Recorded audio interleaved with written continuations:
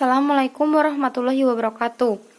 Di sini kami dari kelompok 6 akan memaparkan terkait materi wakaf.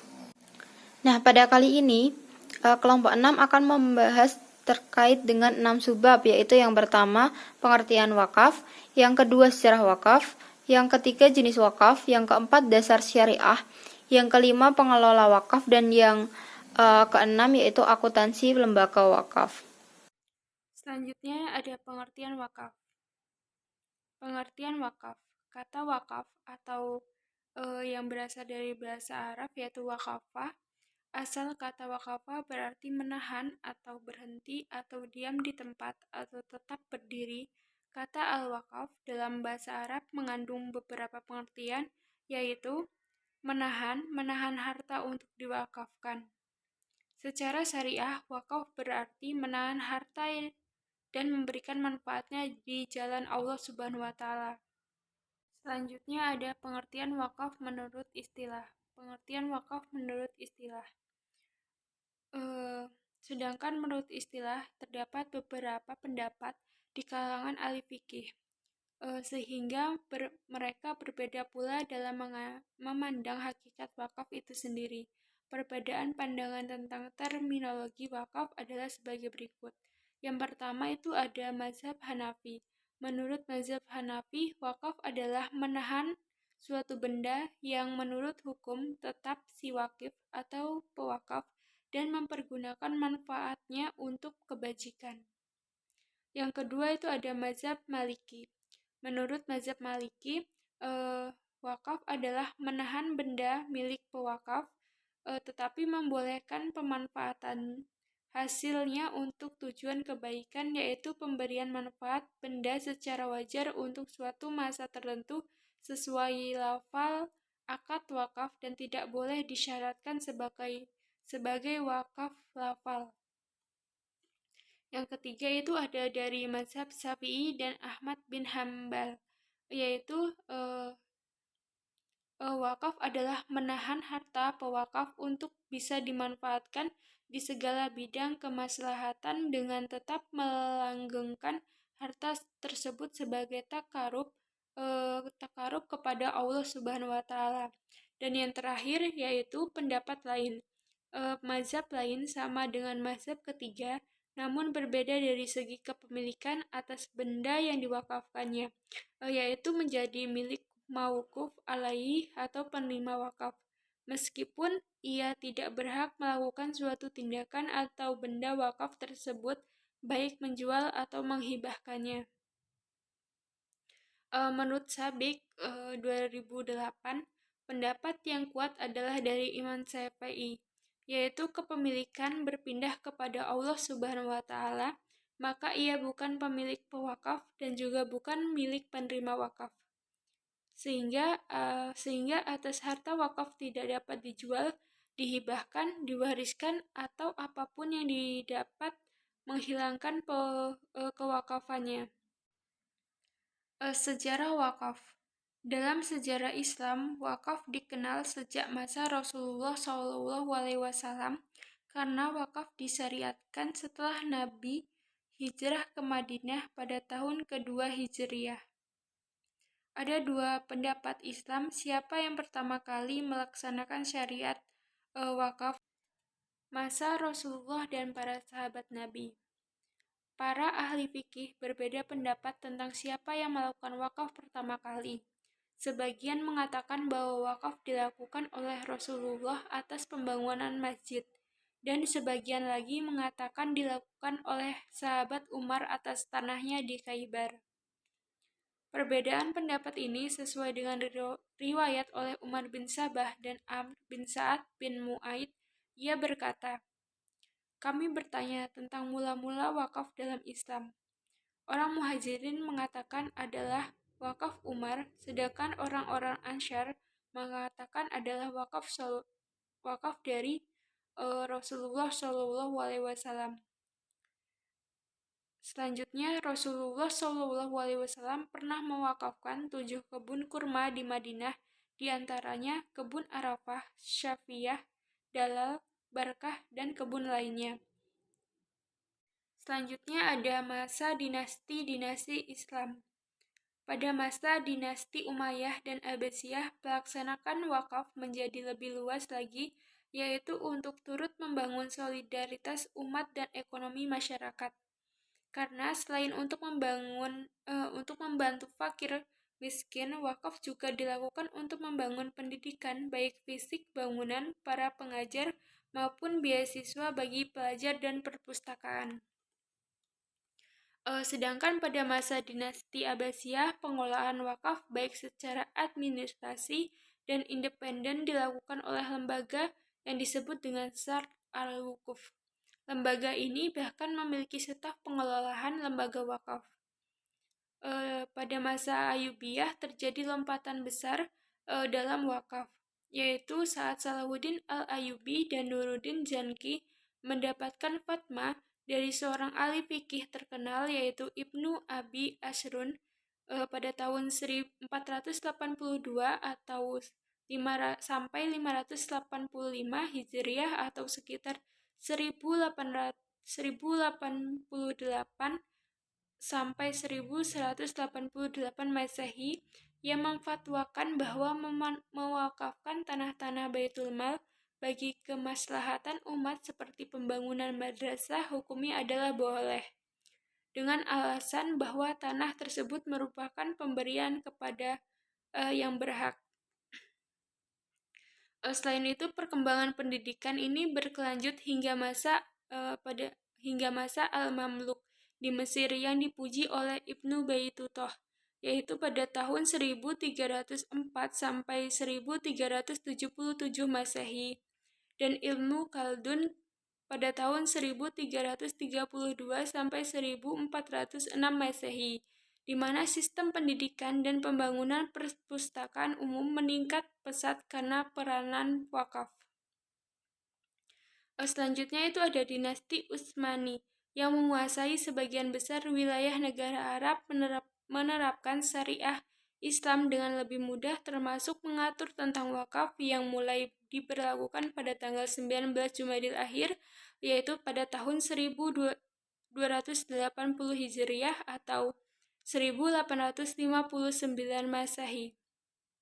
Undang-undang tersebut mengatur tentang perencanaan wakaf, sertifikat wakaf, cara pengolahan wakaf, upaya mencapai tujuan wakaf, dan melembagakan wakaf dalam upaya realisasi wakaf dari sisi administrasi dan perundang-undangan. Saya Desiana Nur Alfitri akan melanjutkan pemaparan terkait dengan jenis wakaf. Yang pertama yaitu jenis wakaf berdasarkan peruntukan. Dibagi menjadi dua, yaitu yang pertama wakaf ahli, yaitu wakaf yang diperuntukkan untuk kepentingan dan jaminan sosial untuk keluarga, untuk sekitar keluarga dan kerabat sendiri.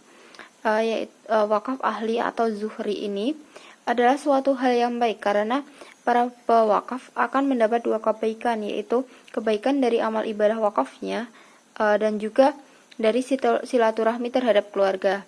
Namun, wakaf ahli ini sering menimbulkan masalah.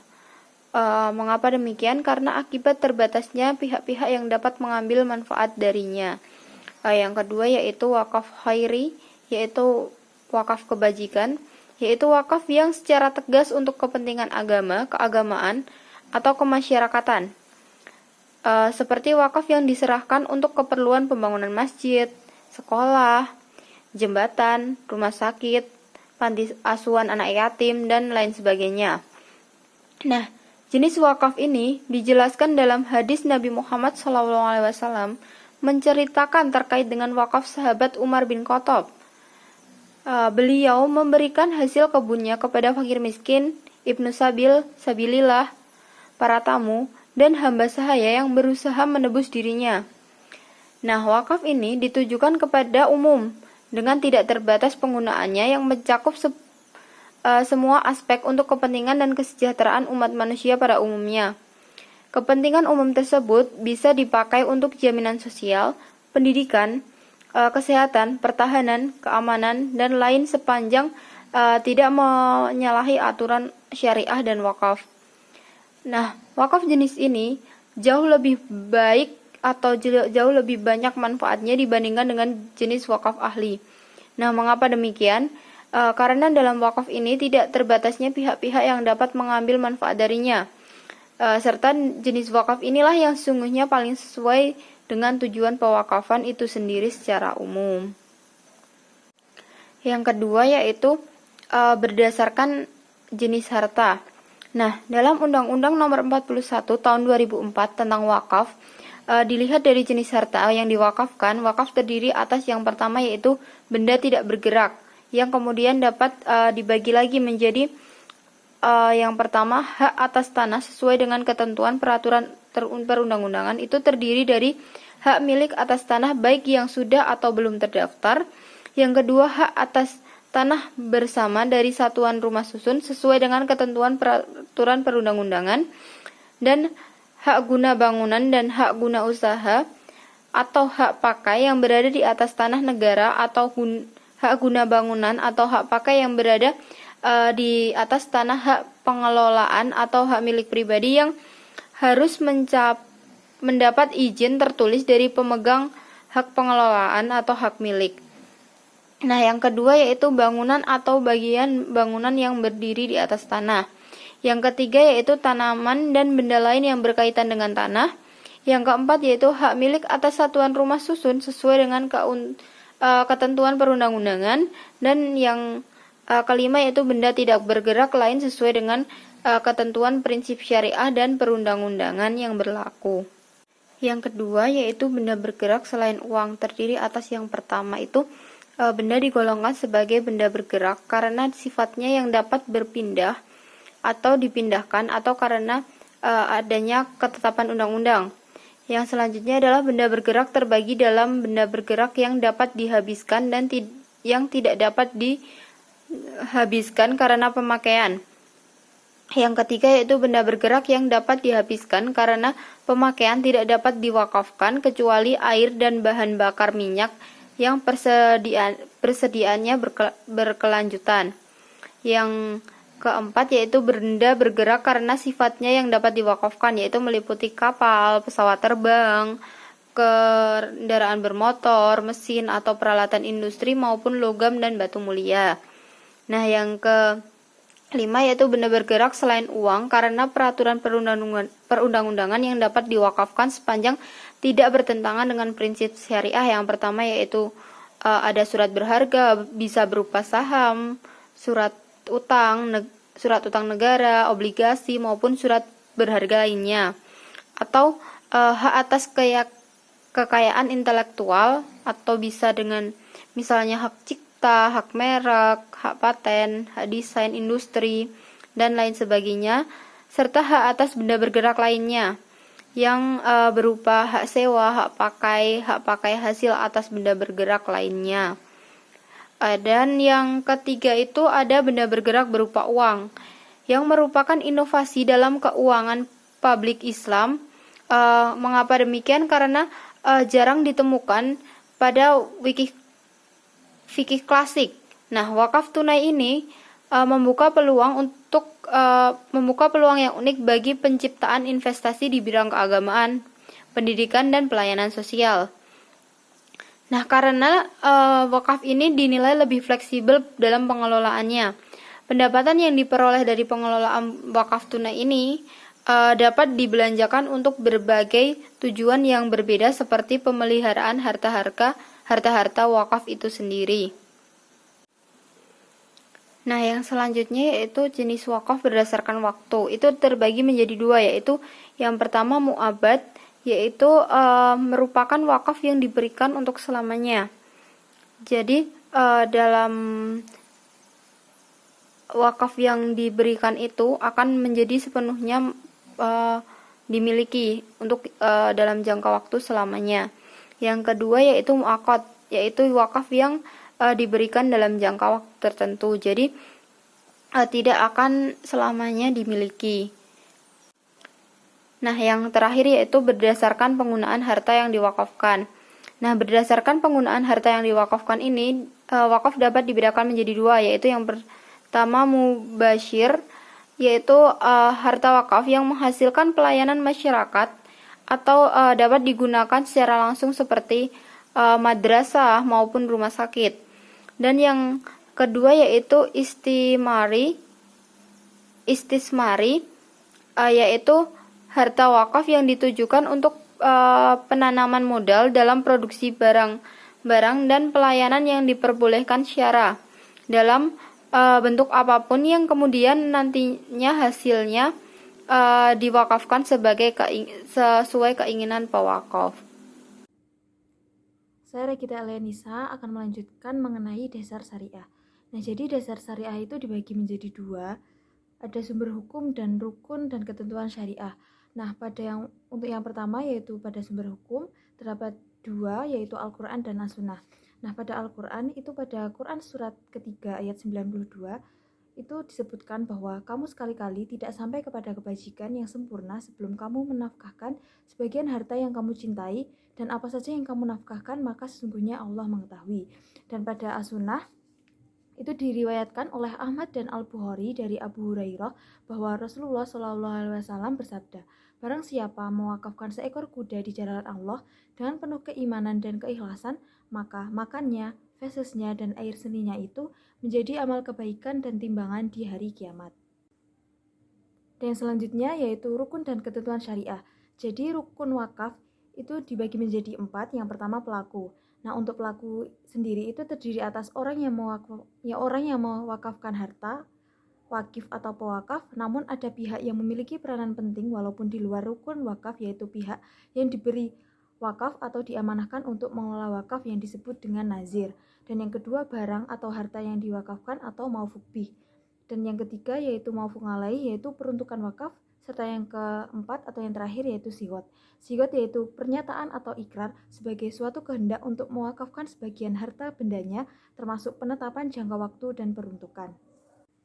Nah, adapun kecakapan bertindak atau kriteria pewakaf yaitu dibagi menjadi 4, yang mana yang pertama yaitu merdeka. Nah, wakaf yang dilakukan oleh seorang budak atau hamba sahaya tidak sah karena ia tidak memiliki hak milik pribadi. Sedangkan wakaf adalah pengguguran hak milik dengan cara memberikan hak milik itu kepada orang lain, kecuali jika budak tersebut memperoleh izin dari tuannya. Dan yang kedua berakal sehat. Wakaf yang dilakukan oleh orang gila, lemah mental, atau berubah akal karena masalah usia, sakit, atau kecelakaan tidak sah hukumnya sebab ia tidak mampu dan tidak cakap melakukan akad serta tindakan lainnya. Dan yang ketiga dewasa atau baligh. Wakaf yang dilakukan oleh anak yang belum dewasa atau baligh itu hukumnya tidak sah karena ia dipandang tidak cakap melakukan akad dan tidak cakap pula untuk menggugurkan hak miliknya. Dan yang terakhir tidak berada di bawah pengampunan. Nah, tujuan dari pengampunan ialah untuk menjaga harta supaya tidak habis dibelanjakan untuk sesuatu yang tidak benar dan untuk menjaga dirinya agar tidak menjadi beban orang lain. Orang yang berada di bawah pengampunan dipandang tidak cakap untuk berbuat kebaikan, maka wakaf yang dilakukannya itu hukumnya tidak sah. Wakaf juga harus didasarkan kemauan sendiri, bukan atas tekanan atau paksaan dari pihak manapun. Nah, selanjutnya yaitu maufuq bih atau harta yang diwakafkan. Nah, jadi menurut Undang-Undang Nomor 41 Tahun 2004 itu dinyatakan tidak ada pembatasan jumlah harta yang diwakafkan. Namun terkait dengan hukum wasiat, maka sangat relevan bahwa pembatasan wakaf adalah 1/3 dari jumlah harta yang dimiliki. Nah, tujuannya adalah untuk kesejahteraan anggota keluarga pewakaf. Nah, ada pula syarat sahnya harta wakaf, yaitu yang pertama, harta yang diwakafkan harus merupakan harta benda yang bernilai atau mutaqawam. Nah, mutaqawam adalah segala sesuatu yang dapat disimpan dan halal digunakan dalam keadaan normal, bukan dalam keadaan darurat, dan memiliki nilai atau harga. Nah, contoh barang yang tidak mutaqawam yaitu buku-buku anti-Islam, peternakan babi, dan lain sebagainya. Dan yang kedua, harta yang akan diwakafkan itu harus jelas sehingga tidak akan menimbulkan persengketaan. Contohnya, saya mewakafkan 1 dari 2 rumah yang saya miliki. Nah, harus dijelaskan rumah mana yang diwakafkan. Dan yang ketiga, milik pewakaf secara penuh. Contohnya, X mewasiatkan pemberian rumah kepada Y, kemudian Y mewakafkannya kepada Z, sementara X masih hidup. Nah, wakaf ini tidak sah karena syarat kepemilikan pada wasiat ialah setelah yang berwasiat itu wafat. Contoh lain mewakafkan barang gadai, barang curian, dan lain sebagainya. Dan yang keempat, harta tersebut bukan milik bersama atau musyak dan terpisah.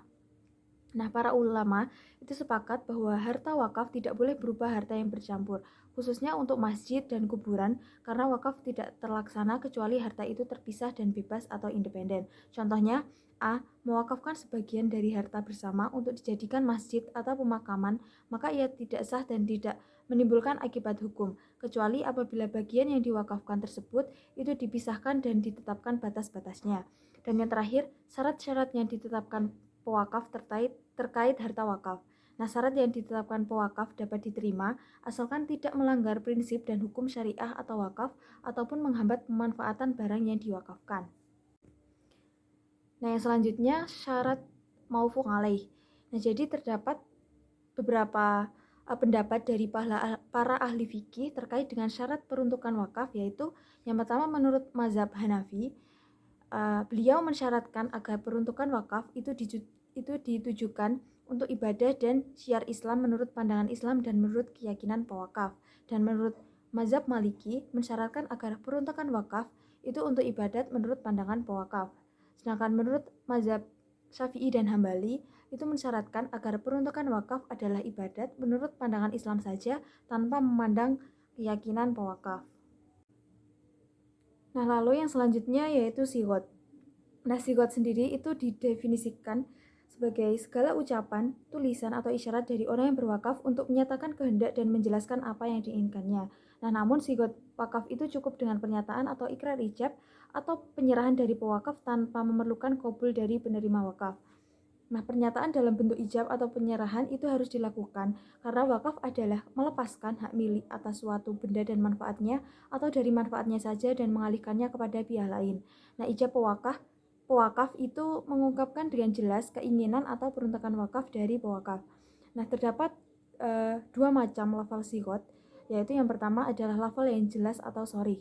Nah, dalam lafal ini tidak ada kata yang mengandung suatu pengertian lain kecuali wakaf. Dan yang kedua, lafal kiasan atau kinayah.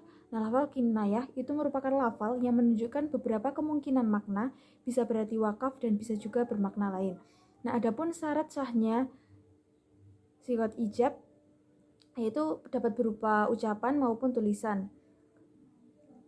Yang mana pertama yaitu sigot harus munajah atau terjadi seketika atau selesai. Nah, maksudnya ialah sigot itu menunjukkan terjadi dan terlaksananya wakaf seketika setelah sigot ijab diucapkan atau ditulis. Nah, sigot itu juga harus singkat, tidak bertele-tele, jelas dan tegas. Dan yang kedua, sigot tidak diikuti syarat batil atau palsu. Maksudnya ialah syarat yang menodai dasar atau meniadakan hukum wakaf. Dan yang ketiga yaitu sigot tidak mengandung suatu pengertian untuk mencabut kembali wakaf yang sudah dilakukan.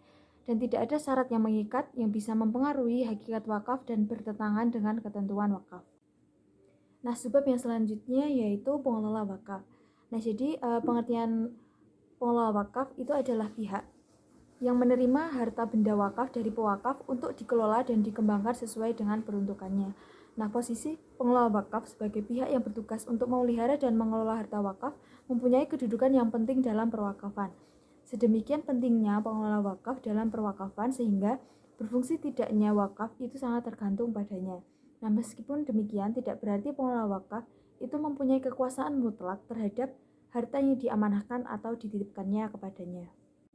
Nah, lalu hal-hal yang wajib dilakukan oleh pengelola wakaf menurut Al-Qabisi tahun 2004 yaitu yang pertama, melakukan pengelolaan dan pemeliharaan barang yang diwakafkan, baik pewakaf mensyaratkan secara tertulis atau tidak, atau pendapat jumhur ahli fikih. Nah, sumber dana wakaf harus terus dikelola, baik diperoleh dari dana khusus yang disiapkan pewakaf untuk pembangunan ataupun harta wakaf yang siap dimanfaatkan secara langsung. Dan yang kedua, melaksanakan syarat dari pewakaf. Nah, pengelola wakaf itu wajib menjalankan semua syarat-syarat yang dibuat oleh pewakaf dengan tidak menyalahi aturan syariah dan wakaf. Contohnya yaitu menyamaratakan pembagian atau memprioritaskan pembagian pada mustahik tertentu atau siapa yang harus menerima terlebih dahulu saat pembagian hasil dan dalam hal apa saja dana itu digunakan. Nah, pengelola wakaf itu boleh melanggar syarat pewakaf apabila adanya maslahat yang mendorong pengelola wakaf untuk melanggar syarat tersebut dan perkara itu diajukan ke hadapan hakim agar pengelola wakaf diberikan izin untuk melanggar syarat yang telah dibuat oleh pewakaf karena hakim memiliki hak perwalian umum. Dan yang ketiga, membela dan mempertahankan kepentingan harta wakaf. Nah, usaha ini itu dapat dilakukan sendiri atau dengan bantuan pihak lain atau wakilnya, seperti pengacara atau penasihat hukum. Nah, untuk itu, pengelola wakaf harus membayar gaji dan para wakilnya yang telah berperan dalam menjaga keberlangsungan wakaf dan membayar biaya-biaya lain seperti membayar materai untuk keperluan sidang demi berlanjutnya harta wakaf. Dan yang keempat, melunasi utang wakaf dengan menggunakan pendapatan atau hasil produksi harta wakaf tersebut. Dan yang terakhir, menunaikan hak-hak mustahik dari harta wakaf tanpa menundanya kecuali terjadi sesuatu yang mengakibatkan pembagian tersebut tertunda. Misalnya, kebutuhan mendesak guna merenovasi atau memperbaiki harta wakaf yang menuntut hasil wakaf dialokasikan untuk kepentingan tersebut atau melunasi utang yang terkait dengan harta wakaf. Nah, hal ini itu harus didahulukan ketimbang menyerahkannya kepada para mustahik. Dan yang selanjutnya yaitu hal-hal yang boleh dilakukan oleh pengelola wakaf, yaitu yang pertama menyewakan harta wakaf. Nah, pengelola wakaf berwenang untuk menyewakan wakaf jika menurutnya akan mendatangkan keuntungan dan tidak ada pihak lain yang melanggarnya. Nah, dengan memiliki penerimaan, maka pengelola wakaf dapat membiayai hal-hal yang telah ditentukan oleh pewakaf atau untuk kepentingan wakaf dan penerima wakaf, seperti membangun, mengembangkan, ataupun memperbaiki kerusakannya. Dan yang kedua, menanami tanah wakaf. Nah, pengelola wakaf boleh memanfaatkan tanah wakaf dengan cara menanaminya dengan aneka jenis tanaman perkebunan. Nah, tentunya itu dengan memperhatikan dampaknya pada tanah wakaf dan kepentingan para mustahik. Dan yang ketiga, membangun pemukiman di atas tanah wakaf untuk disewakan. Nah, pengelola wakaf itu berwenang mengubah tanah wakaf yang letaknya berdekatan dengan kota menjadi bangunan berupa gedung untuk disewakan seperti membangun rumah kediaman dan sebagainya. Dan jika keuntungan yang didapat dari hasil sewa bangunan itu lebih besar ketimbang jika digunakan untuk lahan pertanian. Dan yang keempat, mengubah kondisi harta wakaf menjadi lebih baik dan bermanfaat bagi para fakir miskin dan mustahik jika pengelola wakaf menghendakinya. Nah, misalnya, jika harta wakaf itu berupa rumah, pengelola wakaf bisa saja mengubahnya menjadi bangunan apartemen atau pertokoan apa saja yang dia kehendaki. Tetapi yang perlu diperhatikan dalam pengubahan tersebut adalah dia harus menjaga dan memperhatikan kondisi harta wakaf dan kebutuhan penerima wakaf. Dengan demikian bisa dipadukan antara pelaksanaan syarat dari pewakaf dan tujuan dari wakaf. Yang selanjutnya yaitu hal-hal yang tidak boleh dilakukan oleh pengelola wakaf. Terdapat 5 yang harus diperhatikan, yaitu yang pertama, tidak melakukan dominasi atas harta wakaf karena dua pihak yang bertransaksi itu tidak boleh terkumpul pada satu orang, atau pengelola wakaf merangkap sebagai penyerta wakaf misalnya. Nah, pengelola wakaf itu juga tidak boleh menyewakan harta wakaf kepada orang yang tidak diterima atau diragukan kesaksiannya, baik orang tua, anak, atau istrinya, untuk mencegah timbulnya fitnah dan untuk berhati-hati dalam melakukan tindakan. Dan yang kedua, tidak boleh berutang atas nama wakaf, baik melalui pinjaman ataupun dengan membeli keperluan yang dibutuhkan untuk perawatan harta wakaf secara kredit, di mana ia berjanji untuk membayar harganya setelah adanya keuntungan yang dihasilkan dari harta wakaf. Nah, hal ini dilakukan untuk menghindari sita atas harta wakaf atau hasil yang didapatkan untuk dapat melunasi utangnya, sehingga harta wakaf menjadi hilang dan para mustahik tidak dapat mendapatkan keuntungan darinya. Dan yang ketiga, tidak boleh menggadaikan harta wakaf dengan membebankan biaya tebusan kepada kekayaan wakaf atau dirinya atau kepada salah seorang dari mustahik, sebab tindakan ini bisa mengakibatkan hilangnya harta wakaf, di mana harta wakaf itu menjadi milik si penggadai ketika pengelola wakaf tidak mampu untuk menebusnya kembali. Selain itu, tindakan tersebut itu juga bisa menghilangkan manfaat dari harta wakaf itu sendiri. Dan yang keempat, tidak boleh mengizinkan seseorang itu menggunakan harta wakaf tanpa bayaran kecuali dengan alasan hukum. Nah, apabila pengelola wakaf menempatkan seseorang di rumah wakaf tanpa bayaran, maka orang yang menempati rumah tersebut itu harus membayar ongkos sewa dengan harga yang pantas, baik rumah dalam kondisi siap pakai maupun tidak. Dan yang terakhir, tidak boleh meminjamkan harta wakaf kepada pihak yang tidak termasuk dalam golongan peruntukan wakaf, sebab tindakannya itu termasuk dalam pemakaian harta wakaf secara gratis yang menyebabkan tidak adanya keuntungan bagi wakaf dan mengabaikan hak para mustahik. Orang yang telah meminjam harta wakaf dan mengambil manfaat darinya itu harus membayar ongkos sewa dengan harga yang pantas. Nah, hal ini itu dianalogikan kepada hukum orang yang ditempatkan oleh pengelola wakaf di rumah wakaf tanpa bayaran. Untuk yang selanjutnya ada akuntansi lembaga wakaf.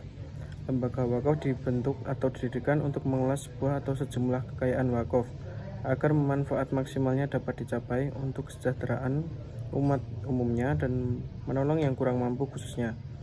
Yang membedakan akuntansi untuk wakaf, zakat, dan infak adalah pada zakat.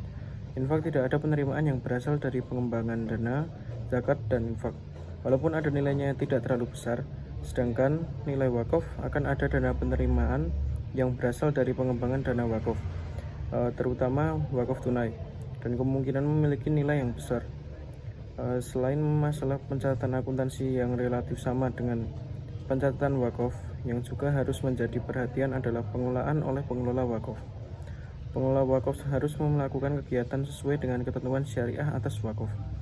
Jika wakaf dikelola melalui persewaan, maka pengelola wakaflah yang berperan sebagai pihak yang menyewakan, sehingga pada saat yang sama ia tidak boleh sebagai penyewa, termasuk yang menjadi tanggungannya ataupun keluarganya yang akan ditolak untuk kesaksiannya.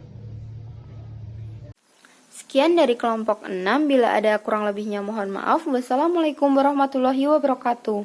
See you next presentation.